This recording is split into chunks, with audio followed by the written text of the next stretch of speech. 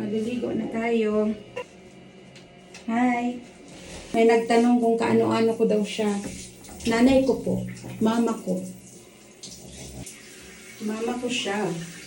Anak niya ako. Akin na nga yung sa imong ano. Ilamusan ko muna si mama. Yung mukha. The mother.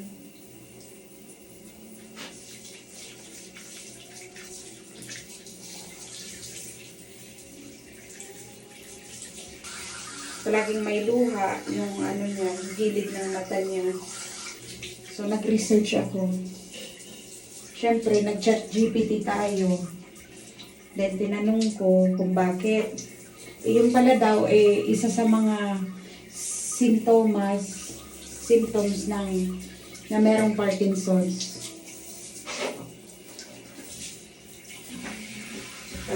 Mabango ang aking ina. Kailangan palaging mabango. Para kung may magbisita kay mama, kumustahin siya. Diba? So, by the way guys, hindi namin to bahay. Bahay to ng kapatid ko. Yung nanay ko ayun na umuwi sa kanyang bahay. Mas gusto niya dito sa bahay ng kapatid ko, sa ate ko. Dahil peaceful dito, walang maingay. Kumain na pala si mama ng lunch. So mamaya, lalabas ko siya. Dinisan ko yung kwarto niya. Nanay ko mahirap na magsalita, hindi katulad ng dati. So syempre, ano daw, kasi nga meron siyang Parkinson's. At nung dati, nung sabi sa akin ng kapatid ko, isa kong kapatid, kasi siya sinasamahan niya parati si mama pag nagpapa-check up. Sinabihan na din siya na ang nanay namin papunta na sa dementia. Ganun talaga. Ang buhay. Dati masalita to. Ngayon hindi na. Minsan nakakalimutan niya.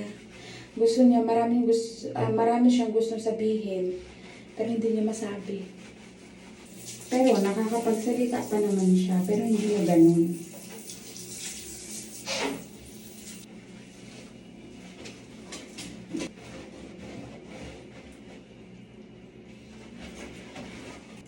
So, itong kamay niya, hindi na tumabuka. So, kailangan palagi itong binabrush. Kasi nga, iba yung amoy. Ano ma? Pinagpapawisan daw. Ano sabi mo?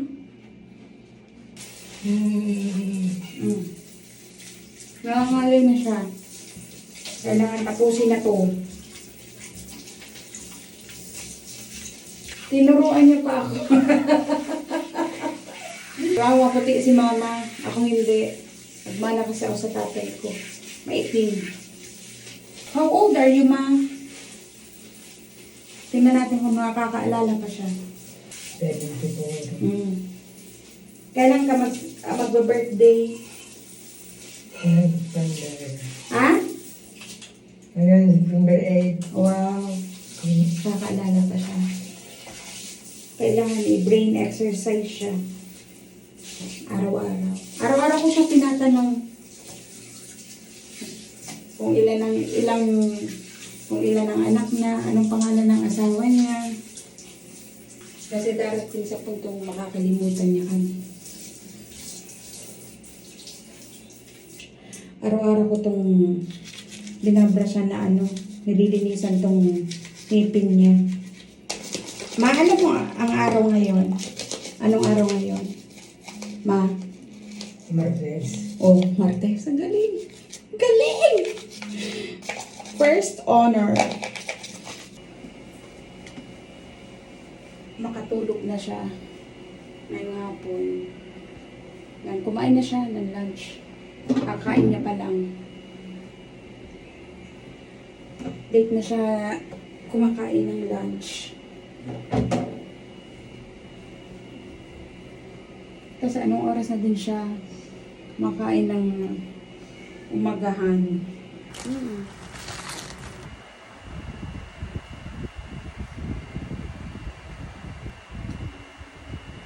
Okay, guys, may ipapakita ako sa inyo. Ma, hawakan mo please. Thank you.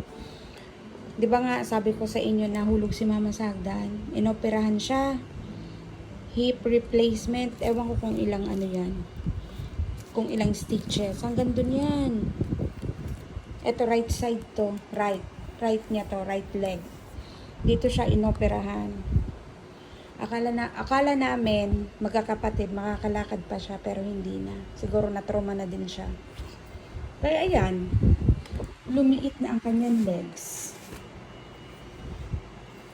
So 2020 pa siya nahulog. Naoperahan siya 2022.